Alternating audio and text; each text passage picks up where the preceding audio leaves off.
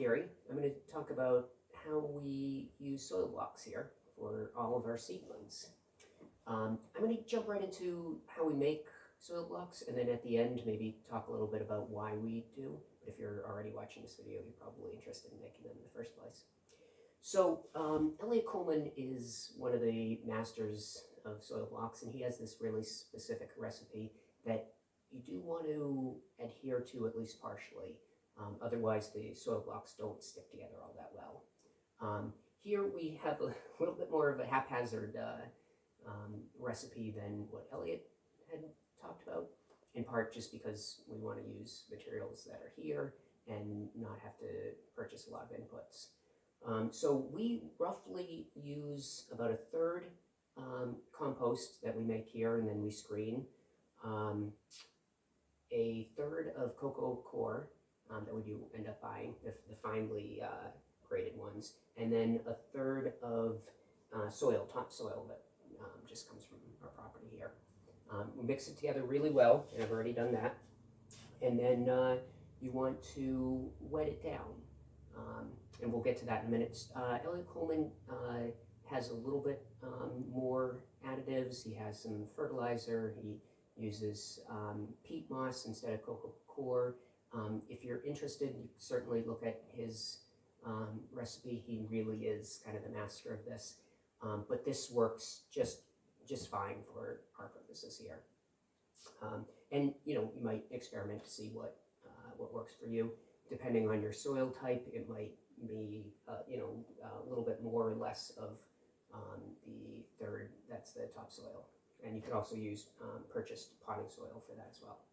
So let's talk about how we actually make the soil block. So we mix all three together really well, and then we wet it down, which I've already done. And you want to get to a consistency that is quite moist, and you can squeeze, and you might get a drop or two, but not much more than that. You definitely don't want it muddy. If it's muddy, then it won't hold together to these soil blocks. If you add a little bit too much water, just grab a little bit more of the soil and put it in and mix it up real well, and you can get to the right consistency. If it's too dry, it also won't hold together very well. At least initially, it won't stick to the soil blocks. So this is a soil blocker. They have different sizes for whether how often you're wanting to transplant the seedlings. I only have these. I only use this size, and it's a good one for all the crops we do. I'm planting 100 tomatoes and peppers today, and all of those will be potted up once before they go outside. For the onions that I've already done, they don't actually get potted up.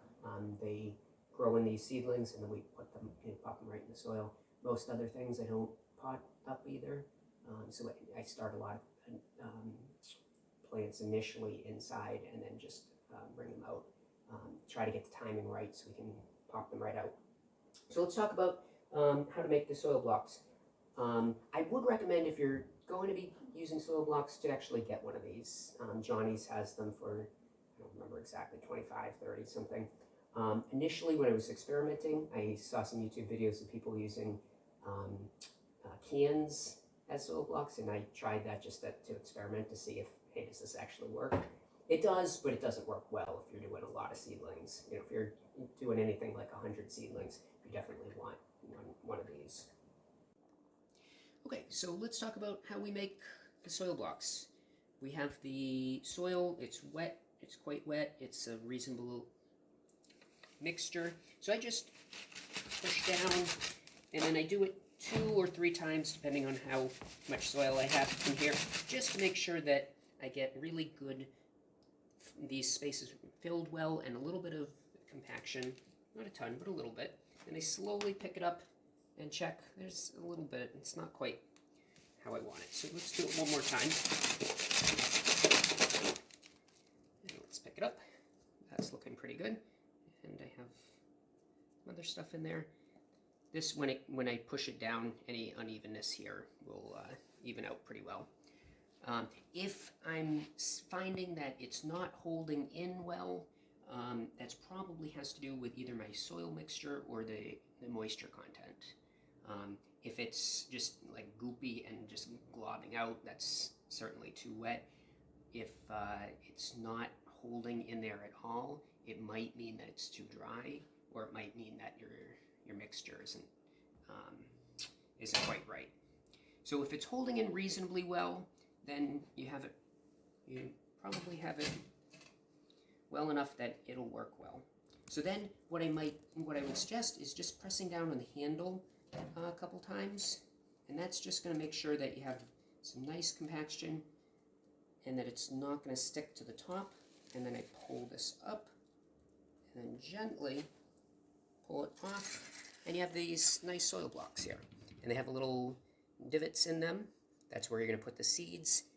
Then you're going to take a little bit of the mixture and just put it right in there, and you're all set. What I would recommend once you have it all planted out is, after you put the soil in there, it's all seeded, you're going to want to water from the top. That may be obvious to many of you. It wasn't necessarily obvious to me. Last year I said, I'm going to just try bottom watering, because I know once the seedlings have grown well and the roots are starting to get to the bottom, bottom watering works really well. So what I mean by that is just pouring water into the basin itself, and then the soil blocks really suck up the moisture well and keeps the blocks quite moist. It doesn't soak up the moisture all the way to the top and keep the seedlings wet enough, and I had really bad germination rates my first time when I was doing this last year, and I just bottom watered. So I'd very much recommend some kind of either spraying from the top or watering can from the top for the seedlings until they're you suspect that their roots are going at least maybe 2/3 of the way down and whatnot. So let me mention why I use soil blocks and have continued to use them for a number of years now.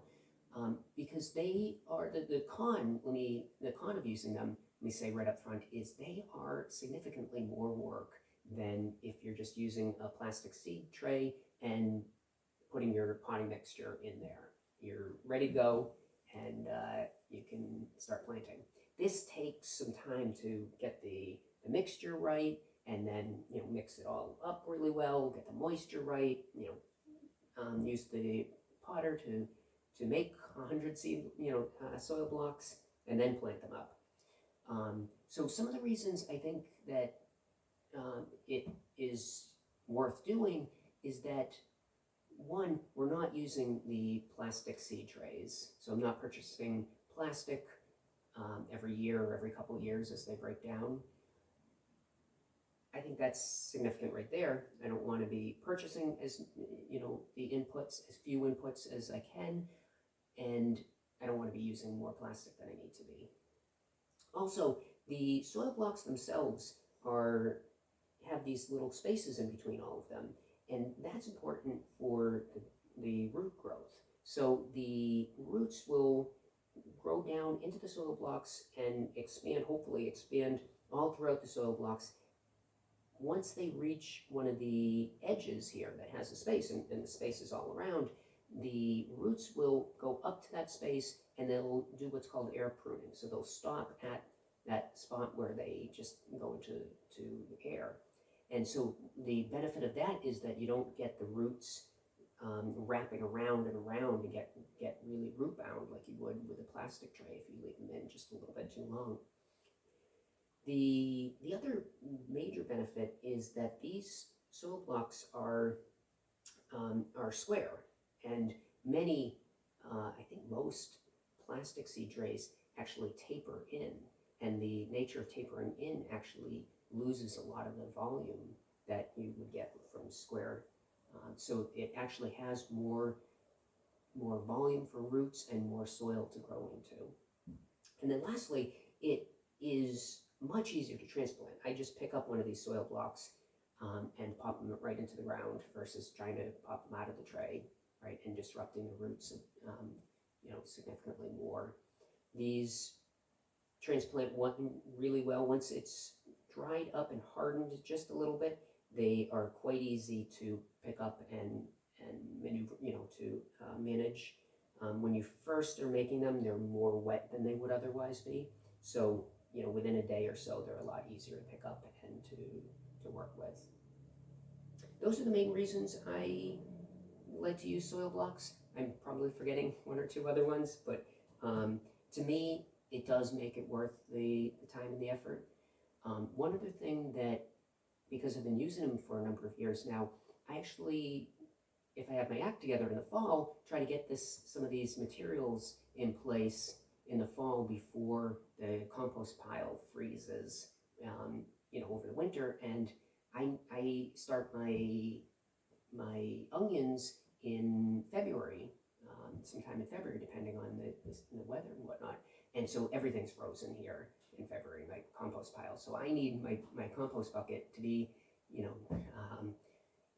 unfrozen in the basement when I need it. And so I start to try to get these things ready in the fall, so I have them to mix. Maybe I generally don't have my life together enough to have it all mixed up and everything, but at least I'll have these ingredients ready before I need them.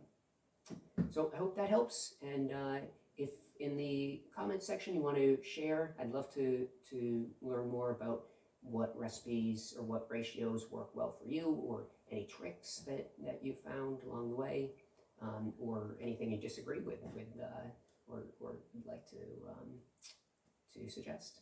So thank you.